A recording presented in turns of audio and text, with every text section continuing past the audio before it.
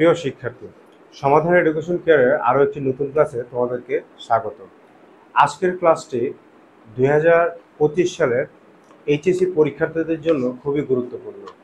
আজকের ক্লাসটি আমরা বিশেষভাবে কার্যপত্র নিয়ে তৈরি করছি। তোমরা দেখতে পাচ্ছ আমি এখানে কার্যপত্রের বেশ কিছু জিনিস লিখে রাখছি। কার্যপত্র কি, কার্যপত্র কেন ভুল হয়, আজকে আমরা সেই বিষয় নিয়েগুলো আলোচনা করবো এবং কোন কোন জিনিসগুলো খেয়াল রাখলে আমাদের কার্যপত্র ভুল হবে না। আজকের ক্লাসটা সাজানো হয়েছে এই সব বিষয় নিয়ে।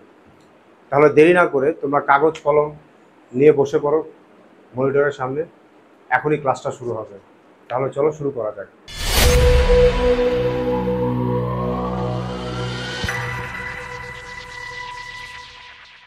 আমরা জানি কার্যপত্র কি, কার্যপত্র কেন করা হয়, কার্যপত্রের মুখ্য বিষয় কি। কার্যপত্র সাধারণত রয়্যাল মিল থেকে করা হয়, আর রয়্যাল মিলে কিছু অ্যাডজাস্টিং এন্ট্রি থাকে যেগুলোকে সমন্বয় দাখিলা বলে। এই সমন্বয় দাখিলাগুলোর জাবেদা করা খুবই গুরুত্বপূর্ণ। আমরা যদি সমন্বয় দাখিলা ভুল করি ডেবিট ক্রিয়েট করতে, তাহলে কিন্তু আমাদের পুরো কার্যপত্রটা শেষ, ওখান থেকে নাম্বার আসা পসিবল না। আর প্রত্যেক বছর কার্যপত্র থেকে একটা না একটা প্রশ্ন হয়। তাই আজকের ক্লাসটা আমি শুধুমাত্র সমন্বয় দাখিলা নিয়ে সাজাইছি, কিভাবে সমন্বয় দাখিলা ভুল না করে আমরা সমন্বয় দাখিলাগুলো ডেবিট ক্রিয়েট করতে পারবো। এটা না করতে পারলে আমার কার্যপত্র ভুল, আমার কার্যপত্রের সম্পূর্ণ নাম্বার শেষ। আর তোমরা জানো তোমাদের এই ওয়ার্কশিট অধ্যায় থেকে যে সৃজনশীলটা তৈরি করা হয়, এখানে কিছু অ্যাডজাস্টিং এন্ট্রি ডেবিট ক্রিয়েট করতেই বলে, আমাদের আলাদা করেই বলে সমন্বয় দাখিলার জাবেদা দেখাও। তখন আমরা কিভাবে এটা সমাধান করব, সেই জিনিসটা নিয়েই ক্লাসটা সাজাইছি। আমি যদি একটু বলি সমন্বয় দাখিলা কি, আসলে সমন্বয় দাখিলাটা দুই প্রকার হয়। একটা হচ্ছে বকেয়া আর একটা হচ্ছে অগ্রিম। সমন্বয় দাখিলা দুই প্রকার, আমি একটু উপরে লিখতেছি। একটা হচ্ছে বকেয়া আর একটা হচ্ছে অগ্রিম। এখন এই বকেয়াটা আবার হচ্ছে দুই প্রকার, একটা হচ্ছে বকেয়া আয় আর একটা হচ্ছে বকেয়া ব্যয়।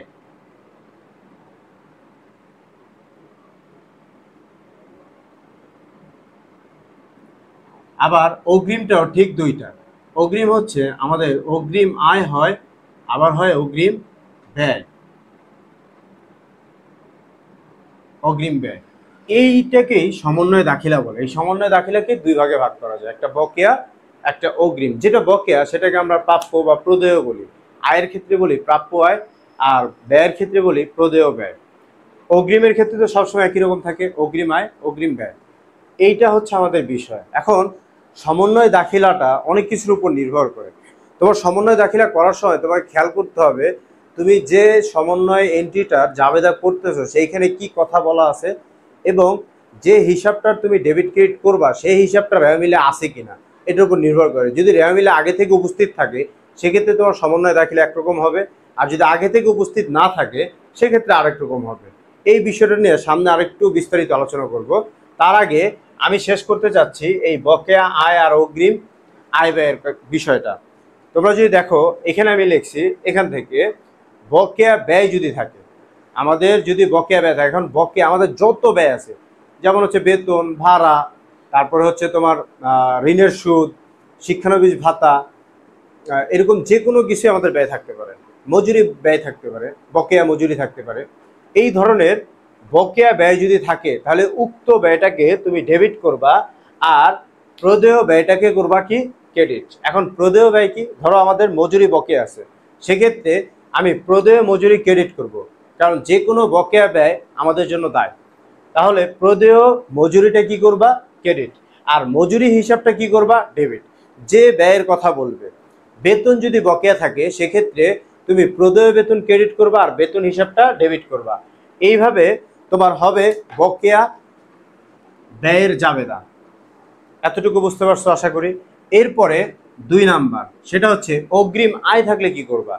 অগ্রিম আয়টা আমাদের জন্য দায়, অগ্রিম আয়টা আমাদের দায়। দেখো আমি এখনো সেবা প্রদান করি নাই, পণ্য এখনো পৌঁছায় নাই, কিন্তু টাকা নিয়ে রাখছি, এটা হচ্ছে আমাদের অগ্রিম আয়। এই অগ্রিম আয়গুলো আমাদের জন্য দায়, অগ্রিম আয়ও আমাদের ক্রেডিট করতে হবে।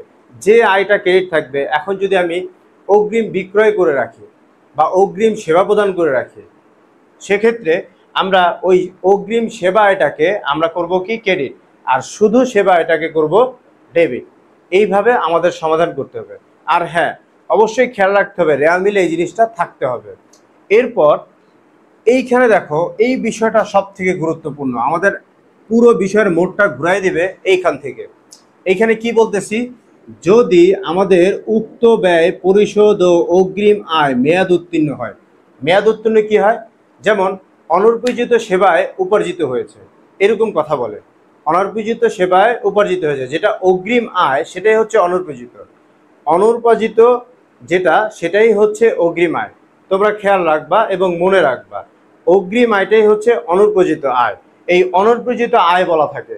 সেক্ষেত্রে তুমি কি করবা, যে অনর্পিত আয় হয়েছে, তোমার এই যে ডেবিট ক্রেডিটটা আছে, এই ডেবিট ক্রেডিটটায় জাস্ট এইখানে দেখো উল্টো হয়ে যাবে। কি হয়ে যাবে, উল্টো। যেমন ধরো আমাদের বকেয়া মজুরি প্রদান, বকেয়া মজুরি ছিল, সেটা এই বছর পরিশোধ করা হয়েছে, যে বকেয়া মজুরি পাওয়া গেল, বকেয়া মজুরি পাওয়া গেল। সেক্ষেত্রে আমরা কি করব, আমরা করব আমাদের যে বকেয়া মজুরিটা ছিল, যেটাকে আমরা প্রদেয় মজুরি বলবো অথবা বকেয়া মজুরিও বলতে পারি, সেটাকে আমরা ডেবিট করব। আর আমাদের যে উক্ত ব্যয়টা আছে অর্থাৎ মজুরি যেটা আছে সেটাকে আমরা ক্রেডিট করে দেব। আশা করি তোমরা বুঝতে পারছো। এরপর অগ্রিম আয়ের ব্যাপারটা এরকম, অনর্পিত সেবায় যদি আমাদের রেয়া মিলে দেয়া থাকে আগে থেকে, সেটা এখন উপার্জিত হয়েছে, যত টাকা উপার্জিত হয়েছে অত টাকা আমরা কি করে দেব, কমায় দেব। কমায় দেওয়ার জন্য আমরা অগ্রিম আয়টাকে করব হচ্ছে ডেবিট, আর আমাদের উক্ত আয়টাকে করব ক্রেডিট। মানে আমার দায়টা এখন পূরণ হয়ে গেল। এইটাই হচ্ছে আমাদের মূল বিষয়, এইটা মাথায় রাখতেই হবে তোমাদের। এই দুইটা জিনিস মাথায় রাখতেই হবে। কি, সাধারণত বকেয়া ব্যয় আর অগ্রিম আয় নিয়ে আমাদের কি হয়, সমন্বয় দাখিলা হয়। তাহলে বকেয়া আয়, অগ্রিম আয়, আবার হচ্ছে বকেয়া ব্যয়, অগ্রিম ব্যয়, এগুলো নিয়ে আমাদের সমন্বয় দাখিলা হয়। কিন্তু আলাদা কখন হয়, আমার যে বকেয়া মজুরিটা আমি যখন পরিশোধ করছি তখন আমাকে এই স্ট্রাকচার অবলম্বন করতে হবে। আর যখন নর্মালি আমাদের বকেয়া ব্যয় কথা বলা থাকবে তখন আমরা উপরে স্ট্রাকচার ফলো করে কাজ করব। এটা হচ্ছে দায়ের ক্ষেত্রে। এখন আমাদের সম্পদ, বকেয়া আয় আমাদের জন্য সম্পদ, অগ্রিম ব্যয়ও আমাদের জন্য সম্পদ। যেমন আমি বেতন দিয়ে রাখছি 15 মাসের, তাহলে এখানে আমার 3 মাসের বেতন কি আছে, অগ্রিম আছে। এখন যদি ওরা বলে যে অগ্রিম বেতন কি হয়েছে, মেয়াদ উত্তীর্ণ হয়েছে, বা অগ্রিম বীমা মেয়াদ উত্তীর্ণ হয়েছে। অনেক সময় আমরা বিজ্ঞাপন দেখে থাকি, বিজ্ঞাপন 3 বছর 4 বছরের থাকে, তো এখানে বলতে পারে যে বিজ্ঞাপনের অবলোপন হয়েছে, বিলম্বিত বিজ্ঞাপনের অবলোপন ধার্য করতে হবে। এইসব পোস্টের ক্ষেত্রে তোমাদের এই জিনিসটাই প্রয়োজন। সেটা হচ্ছে কি, আমাদের নর্মালি যদি বকেয়া আয় থাকে সেক্ষেত্রে আমরা কি করি, আগে এটা ভাববা। বকেয়া আয় থাকলে আমরা প্রাপ্য আয় অথবা বকেয়া আয়টা কি করব, ডেবিট। এখন এটা কি হইতে পারে, আমাদের শিক্ষানবিশ সেলামি বকেয়া থাকতে পারে, বিনিয়োগের সুদ বকেয়া থাকতে পারে, ইত্যাদি যে কোনো আয় আমাদের বকেয়া থাকতে পারে। সেটা থাকলে তোমরা কি করবা, বকেয়া আয়টাকে ডেবিট করবা এবং উক্ত আয় হিসাবটা কি করবা, ক্রেডিট করবা, যদি আমি পেয়ে যাই, যদি আমি কি করি, পেয়ে যাই।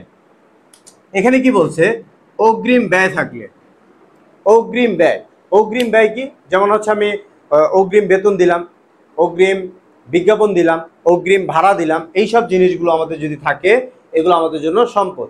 এগুলোর ক্ষেত্রে অগ্রিম ব্যয় ডেবিট করতে হবে আর উক্ত ব্যয়টা আমরা ক্রেডিট করব। জাস্ট আমার যে ব্যয়ের নামটা আছে, যেমন যদি আমার ভাড়া অগ্রিম থাকে তাহলে আমি লিখবো অগ্রিম ভাড়া হিসাব ডেবিট, আবার ভাড়া হিসাব ক্রেডিট করব। এখানে উক্ত ব্যয় বলতে তোমার যে ব্যয়টাকে অগ্রিম বোঝানো হয়েছে আমি সেটা বলছি। যদি আমার মজুরি অগ্রিম দেয়া থাকে তাহলে আমি অগ্রিম মজুরিটাকে ডেবিট করব আর শুধু মজুরিটাকে ক্রেডিট করব। এইটা হচ্ছে বিষয়। এখন কথা হচ্ছে, যদি এখানে দেখো বিশেষ দ্রষ্টব্যতে আমি দিয়ে রাখছি, বিশেষ দ্রষ্টব্য যদি উক্ত আয় প্রাপ্ত হয়, উক্ত আয় যদি প্রাপ্ত হয়, উক্ত আয় বলতে কি, মানে আমাদের এই বকেয়া আয়টা যদি আমরা পেয়ে যাই। এখানে তো বলছে বকেয়া ধার্য করার জন্য যে কি অলিখিত বিক্রয় আছে, এইটার ক্ষেত্রে তুমি কি করবা, অলিখিত বিক্রয়, অলিখিত বিক্রয় যেটা এটা ধারেই হয়, তাহলে ওইটার ক্ষেত্রে তুমি যে জাবেদাটা করবা এইখানে জাস্ট উল্টায় দিবা যে অগ্রিম যেটা বকেয়া আয় ছিল সে আয়টা এখন আয় হয়ে গেছে, আবার যেটা বকেয়া ব্যয় ছিল সেই ব্যয়টা এখন তুমি পরিশোধ করে দিছো, জাস্ট উল্টা রিভার্স হয়ে যাবে। আমাদের এইটা হচ্ছে মূল জাবেদা, এইটা মনে রাখতে হবে, এই দুইটা জাবেদা মনে রাখতে হবে। মনে রাখলে যখন আমরা পরিশোধ করব বা অগ্রিম জিনিস আমরা পেয়ে যাব বা অগ্রিম জিনিসের মেয়াদ উত্তীর্ণ হয়ে যাবে তখন এটা বিপরীত করে দিবা, জাস্ট আর কিচ্ছু না। এখানে বলে দিচ্ছি আমি, উক্ত অগ্রিম ব্যয় মেয়াদ উত্তীর্ণ হলে উপরুক্ত হিসাবদ্বয় বিপরীত করতে হবে। উপরুক্ত মানে কি, আমাদের এই হিসাব দুইটা বিপরীত করতে হবে। এখন যদি এরকম থাকে যে আমি বকেয়ায় পেয়ে গেছি, বকেয়ায় আমি কি করছি, পরিশোধ করে দিছি, সেক্ষেত্রে আমরা কি করব, আমরা হচ্ছে বকেয়া আয়টাকে ক্রেডিট করে দেব, আর যেটা উক্ত আয় আছে এটাকে ডেবিট করে দেব, উল্টায় দেব, জাস্ট রিভার্স হয়ে যাবে। আর যদি আমাদের অগ্রিম ব্যয় মেয়াদ উত্তীর্ণ হয়ে যায়, তাহলে এই অগ্রিম ব্যয়টা আর আমাদের সম্পদ থাকতেছে না, এটাকে আমরা ক্রেডিট করে দেব, আর এই যে আমাদের উক্ত ব্যয়টা ছিল এটাকে আমরা ডেবিট করে দিব। এই হচ্ছে টোটাল বিষয়, মানে যেটা আমাদের ব্যয় এখনো হয় না, এটা ব্যয় হয়ে গেছে, এই জন্য এটাকে ডেবিট করতে হবে। এটা ছিল সাধারণ পর্যায়ের সমন্বয় দাখিলা যেগুলো হয়ে থাকে।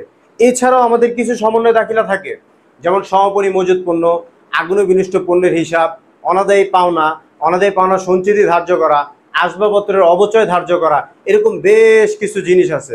এগুলো নিয়ে এখন আমরা আলোচনা করব। এটা হচ্ছে সমন্বয়ের দাখিলার প্রাথমিক দিক। এখন কিছু বিশেষ বিষয় আছে, বিশেষ বিষয়গুলো হচ্ছে যেগুলো আমি এখন বললাম, সমাপনী মজুত পণ্য ধার্য করা, আগুনে বিনষ্ট পণ্য ধার্য করা, বীমা স্বীকৃতি পাওয়া, এরপরে হচ্ছে তোমার এরপরে আমাদের আরো যা যা আছে এগুলো সবই।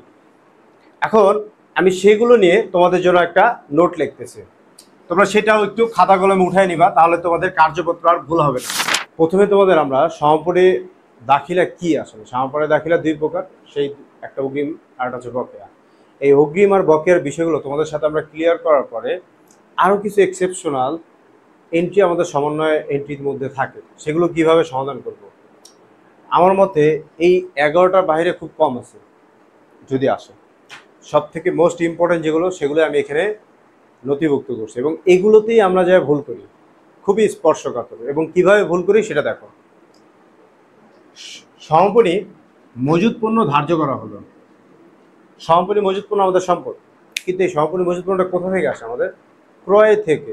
অর্থাৎ যে পরিমাণ পণ্য আমি বিক্রি করতে পারিনি সেটাকে তো আমরা সমাপনী মজুত পণ্য বলি। তাহলে এই ধরনের এন্ট্রি তোমার জাবেদা করার সময় সমাপনী মজুত পণ্য ডেবিট হবে এবং ক্রয় হিসাব হবে ক্রেডিট। আশা করি তোমরা বুঝতে পারছো। এরপর আগুনে বিনষ্ট পণ্য, এখানে 6 নম্বর আমি একটা আগুনে বিনষ্ট পণ্য লিখছি, আবার 11 নম্বর একটা আগুনে বিনষ্ট পণ্য লিখছি। তোমরা কি বলতে পারো দুইটার মধ্যে পার্থক্য কি? একটা হচ্ছে আগুনে বিনষ্ট পণ্য সমাপনী মজুত, আগুনে বিনষ্ট পণ্য সমাপনী মজুত পণ্যে অন্তর্ভুক্ত থাকলে, আরেকটা হচ্ছে আগুনে বিনষ্ট পণ্য, দুটো দুই জিনিস। এখানে জাস্ট আমি লিখছি আগুনে বিনষ্ট পণ্য, আর এখানে লিখতেছি আগুনে বিনষ্ট পণ্য সমাপনী মজুত পণ্য অন্তর্ভুক্ত থাকলে, দুটো দুই জিনিস, এটা খেয়াল রাখতে হবে তোমাদের। সমাপনী মজুত পণ্যের মধ্যে যদি আমাদের আগুনে বিনষ্ট পণ্য থাকে, সেক্ষেত্রে অনাকাঙ্ক্ষিত ক্ষতি বা অস্বাভাবিক ব্যয় এটাকে আমরা ডেবিট করব, আর সমাপনী মজুত পণ্যটা ক্রেডিট করব। কারণ আমার সমাপনী মজুত পণ্য ধরো আছে 70,000 টাকা, সাপোজ আমাদের সমাপনী মজুত পণ্য আছে 70,000 টাকা। কত টাকা? 70,000 টাকা। এখন 70,000 টাকা থেকে আমার 10,000 টাকার পণ্য পুড়ে গেছে, সেক্ষেত্রে এইটা তো আর এখানে অবশিষ্ট নাই, তো আমাদের মাইনাস করে দিতে হবে 10,000 টাকা। তাহলে আমার সমাপনী মজুত পণ্য থাকবে কত? 60,000 টাকা। এই জিনিসটাই হচ্ছে আমরা এখানে ডেবিট ক্রেডিটের মাধ্যমে সমাধান করছি, যে আমাদের অনাকাঙ্ক্ষিত ব্যয় ধরবো আমরা ডেবিট করব, আর সমাপনী মজুত পণ্য ক্রেডিট করব। একই রকমভাবে যদি এখানে আসে, দেখো এখানে বলা যে আগুনে বিনষ্ট পণ্য, আগুনে বিনষ্ট পণ্য, এইটা বললো তো, এটা বলা নাই যে এটা সমাপনী মজুত পণ্য থেকে পুড়ছে। তো এইটাকে তুমি তোমার স্বাভাবিক ক্ষতি ধরবা, যে তোমার পণ্য যেখানে গুদামকৃত পণ্য ছিল সেখান থেকে পুড়ে গেছে। তো এই ধরনের হিসাবগুলো আমাকে ক্রয় অথবা বিক্রিত পণ্যের ব্যয় হিসাব ক্রিয়েট করতে হয়। এইখানেও যেরকম আমরা হচ্ছে অস্বাভাবিক ব্যয়কে ডেবিট রাখছি, এখানেও আমরা অস্বাভাবিক ব্যয়কে ডেবিট রাখবো, কিন্তু যেটা আমরা করব সেটা হচ্ছে এইটা। আশা করি তোমরা বুঝতে পারছো। এরপরে আমাদের এখানে আছে অনাদায়ী পাওনা বা কুরিন। আমরা জানি অনাদায়ী পাওনা আরেকটা নাম হচ্ছে কুরিন। যদি আমাদের অনাদায়ী পাওনা আর কুরিনটা হচ্ছে ব্যয়, ব্যয় বৃদ্ধি পেলে ডেবিট করতে হয়, সেই স্বভাবত আমরা অনাদায়ী পাওনা হিসাব ডেবিট করছি। এখন এই অনাদায়ী পাওনা কিভাবে সৃষ্টি হয়? আমি যার কাছে টাকা পাই, অর্থাৎ আমার দেনাদার কাছেই তো আমরা টাকা পাই। এখন ওই দেনাদার যদি আমার টাকা না দেয়, এটা যদি অনিশ্চিত সৃষ্টি হয় যে আমি আর টাকাটা পাবো না, সেক্ষেত্রে আমরা কি করব? দেনাদারটাকে ক্রেডিট করে দেব। এটা গেল একটা স্বাভাবিক প্রক্রিয়া, তাই না বলো? কিন্তু বিপদটা আসে এই জায়গায়, যেখানে আমাকে অনাদায়ী পাওনা সঞ্চিতি ডেবিট করতে হবে আর প্রাপ্য হিসেব ক্রেডিট করতে হবে। কিন্তু প্রশ্ন একই, যে অনাদায়ী পাওনা ও কুরিন ধার্য করা হলো। আমি আবারও বলতেছি, আমার প্রশ্ন সেম, কিন্তু জাবেদা হইতে পারে দুই রকম, একটা হচ্ছে এই রকম, আরেকটা হচ্ছে এই রকম। এখন কোনটা কখন আমি ব্যবহার করব? প্রশ্ন এইখানে, তোমরা ভুল এইখানেই করো। আমরা যদি রেওয়া মিলে, প্রশ্নপত্রের রেওয়া মিলে যদি অনাদায়ী পাওনা দেয়া থাকে, কি থাকে, দেয়া থাকে, সেক্ষেত্রে আমরা এটা করব। আর যদি অনাদায়ী পাওনা না দেয়া থাকে সেক্ষেত্রে এইটা, সেখানে অনাদায়ী পাওনা সঞ্চিতি ডেবিট হবে, দেনাদার হিসাব ক্রেডিট করতে হবে। এখন দেনাদারের আরেকটা নাম হচ্ছে প্রাপ্য হিসাব, তো তোমরা প্রাপ্য হিসাবকে ক্রেডিট করবা। আশা করি তোমরা এটাও বুঝতে পারছো। 8 নম্বরে দেখো, আমি এখানে বলছি অনাদায়ী পাওনা সঞ্চিতি ধার্য করা হলো। তোমরা এই সঞ্চিতি ধার্য করা হলো আর অনাদায়ী পাওনা ধার্য করা হলো, তোমরা এই জায়গাটায় এক করে ফেলো। এই জায়গাটা এক হবে না, এটা আলাদা আলাদা। অনাদায়ী পাওনা সঞ্চিতি ধার্য করতে বললে অনাদায়ী পাওনা হিসাব ডেবিট, অনাদায়ী পাওনা সঞ্চিতি হিসাব ক্রেডিট হবে। আশা করি তোমরা বুঝতে পারছো। মূলধনের উপর যদি সুদ ধার্য করতে বলে, মূলধনের সুদটা আমাদের ব্যয়, তার জন্য মূলধনের সুদ হিসাব আমাদের ডেবিট হবে আর মূলধন হিসাব হবে ক্রেডিট। এরপরে উত্তোলনের উপর সুদ ধার্য করলে উত্তোলন হিসাব হবে ডেবিট আর উত্তোলনের সুদ হিসাব হবে ক্রেডিট, কারণ উত্তোলনের সুদ আমাদের জন্য আয়। এরপরে 11 নম্বরটা আমি বুঝিয়ে দিলাম। এই হচ্ছে আমাদের সমন্বয় দাখিলার টোটাল 11টা ইম্পর্টেন্ট টপিকস। আশা করি তোমরা বুঝতে পারছো। যদি এই ইম্পর্টেন্ট 11টা দাখিলা তোমরা বাসায় একটু ভালো করে প্র্যাকটিস করো এবং এই সকল এন্ট্রির মতো যদি কিছু জাবেদা তোমরা বই দেখে প্র্যাকটিস করো, তাহলে আমি মনে করি তোমাদের যে হিসাব বিজ্ঞান এক্সাম, যেখানে তোমরা কার্যপত্র দিবে, এবং এটা অবশ্যই আসবে, কার্যপত্র থেকে প্রত্যেক বছর একটা করে প্রশ্ন থাকে, তো কার্যপত্র থেকে যে সৃজনশীলটা আসবে সেখানে একটা তো সমন্বয় জাবেদা করতে বলবে, আরেকটা করতে বলবে কি কার্যপত্র। আর যদি সমন্বয় জাবেদা করতে নাও বলে, তোমাদের তো সমন্বয় জাবেদা করতেই হবে, কারণ কার্যপত্র করার জন্য। এই জন্য যারা কার্যপত্র দিতে চাও তাদের জন্য এই বিষয়টা খুবই খুবই গুরুত্বপূর্ণ। তো আজকে এই পর্যন্তই আমি শেষ করতে যাচ্ছি। আর দেখা হবে আগামী ক্লাসে অন্য কোনো ভিডিও নিয়ে। সে পর্যন্ত তোমাদের অনেক অনেক স্বাগতম, এবং আমার ক্লাসটা যাদের ভালো লাগছে তারা অবশ্যই লাইক করো এবং বন্ধুদের সাথে শেয়ার করো। আর আমার ক্লাসে নতুন নতুন আরও ভিডিও পেতে সাবস্ক্রাইব করে আমাদের সাথেই থাকো। যারা ফেসবুকে লাইভ ক্লাসে আমাদের সাথে জয়েন করতে চাও তারা হচ্ছে ডেসক্রিপশনে থাকা ফেসবুক পেজের লিঙ্কে চলে আসো। আজকে এই পর্যন্তই, খোদা হাফেজ, মন দিয়ে পড়াশোনা করো।